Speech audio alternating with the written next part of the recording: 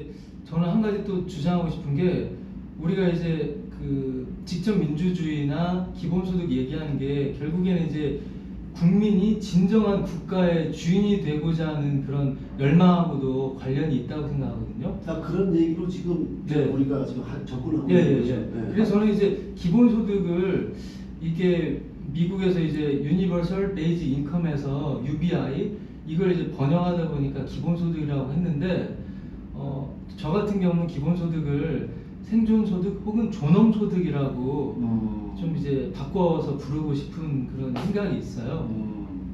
왜냐하면 기본소득을 뭐 이제 이것만 현재 상태의 논의만 갖고 보면은 그냥 아무 일도 안 하는데 기본적으로 얼마씩 주는 걸로 해서 오해를 일으킬 수 있는데 사실은 인간에 대한 존엄성, 우리가 헌법에도 나와 있는 이 존엄성이 자본주의 사회에서 정말 담보가 되려면은 자본주의 사회에서 자본 없는 자본주의를 산다는 건 말이 안 되거든요.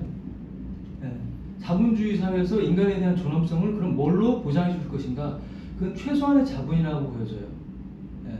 그래서 전 국민에게 생존할 수 있는 최소한의 자본을 주는 자본주의가 자본주의의 원래 의미에도 부합하고 헌법에 나와 있는 인간에 대한 존엄성 조항하고도 부합하고 더 나아가 헌법에 행복추구권이 나와 있는데 행복추구의 최소한의 조건이 생존은 이미 어느 정도 보장이 돼야지 그 다음에 더 나아가 자아실현이라든가 수준 높은 행복을 추구할 수 있잖아요. 예. 이런 것들은 국가가 기본적으로 보장을 해줘야 그래야지 국민이 국가를 믿고 또 국민이 강요나 교육에 의해서가 아니라 자발적으로 애국심을 갖게 되는 그런 이유가 된다고 봐요.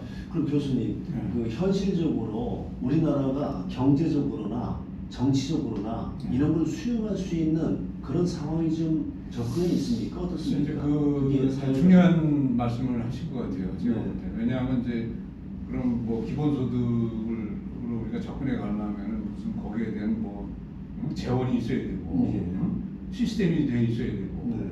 그래서 저 생각에는 지금 현재 우리나라에서 조금 전에 말씀하신 청년 수당 문제 이런 게 나오는 거는 사실 이거는 엄밀히 얘기하면 4차 산업하고는 관계가 없습니다. 지금 현재 나오고 있는 상황은. 예. 그거는 어디서 나오냐 하면은 그 우리가 얼마 전에 얘기했던 바로 소득 불균형에서 오는 거죠. 지금 현재 양극화. 상황은 그렇게 양극화 현상에서 온다고 저는 그렇게 보는데 그럼 양극화가 어느 정도 지금 심각하냐? 그게요. 그 제가 이제 그 토지 문제 있잖아요. 이게 토지가 우리 이제 그 경제 생활에 굉장히 중요한 그런 하나의 그 바로미터가 되는 거기 때문에 토지를 보면은 지금 그 상위 10%가 90%의 토지를 가지고 있어요. 응? 상위 1%가 50%를 가지고 있습니다. 이게 지금 우리나라 현실이에요. 국유지가 지금 국유지 비율이 우리나라 지금 그 정부에서 가지고 있는 땅이 지금 30% 정도밖에 안 돼요. 나머지 70%는 70%는 사유지로 다 돼 있는 거예요. 제가 그걸 한번 조사를 해보고 그 스타디를 해본 적이 있습니다. 네. 여기서 이제 많은 문제가 발생을 한다고 양극화, 양극화가 소득 불균형. 거기서 발생한다고 이렇게 보는 겁니다. 그럼 그걸 어떻게 해결할 거냐? 그 지금도 뭐 그 부동산 문제 가지고 계속 얘기하고 있지 않습니까? 부동산이 계속 오르고 있고 뭐 계속 부동산 뭐 잡을 수 있다 뭐 대통령이 나와서 공개적으로 얘기도 하고 뭐 그러면서 그 지금 그 핫 이슈가 되고 있단 말이에요. 근데 실제로는 해결될 기미가 없는 거예요.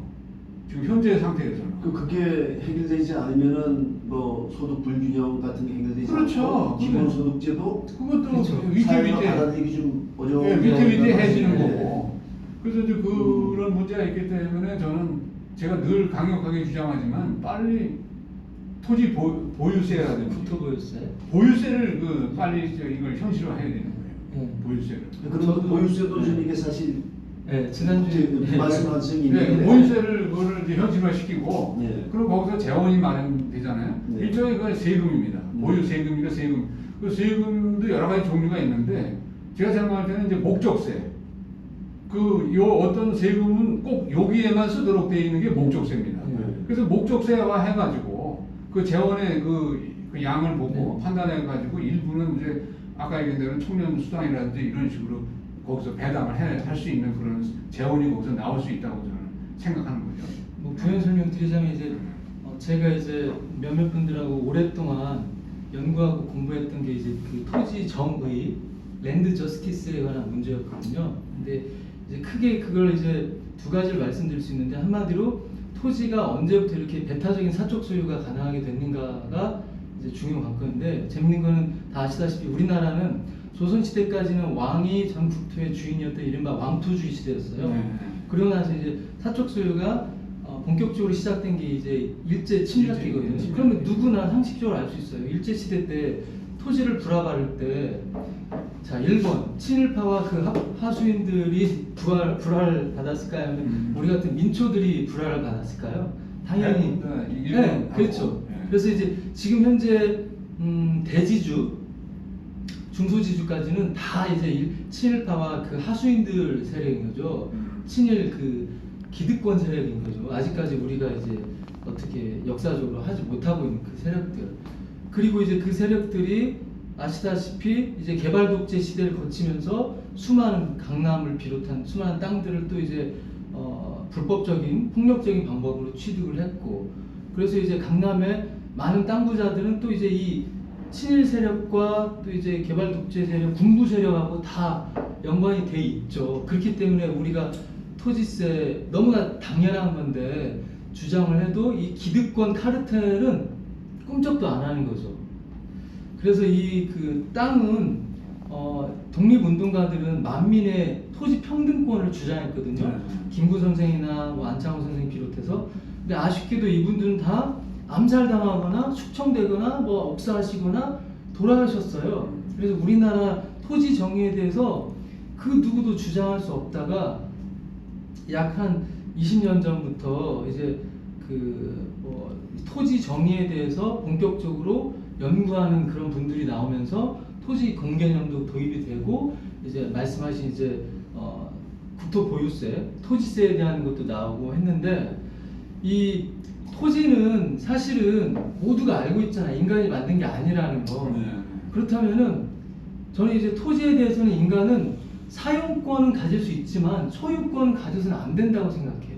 그건 마치 뭐하고 똑같냐면은 우리가 물이나 공기, 햇빛을 이것도 토지처럼 인간이 만든 게 아닌 그냥 자연이잖아요. 근데 공기에 대해서 선생님 여기서 이 공기는 제 겁니다. 숨 쉬지 마세요. 이건 이렇게 못 하잖아요. 물도 그렇고 햇빛도 그렇고. 근데 토지는 자 여기서 여긴 내 땅이야. 오지도 마. 침범하지 마. 이렇게 말한단 말이에요.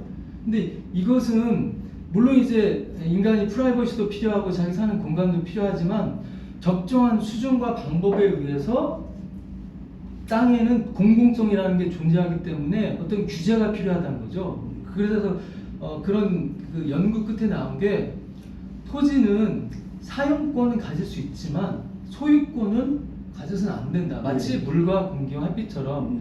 그래서 이제 국토보유세가 아주 저는 정말 타당하다고 보여지고요. 실제로 이제 많은 나라들이 그런 국토보유세를 적용했기 때문에 우리나라처럼 땅 투기나 뭐 청년들이 집 한 채를 못 사기 때문에 엠포스에 대한 생성되는 문제가 없는 그런 공정한 나라들이 있거든요. 그래서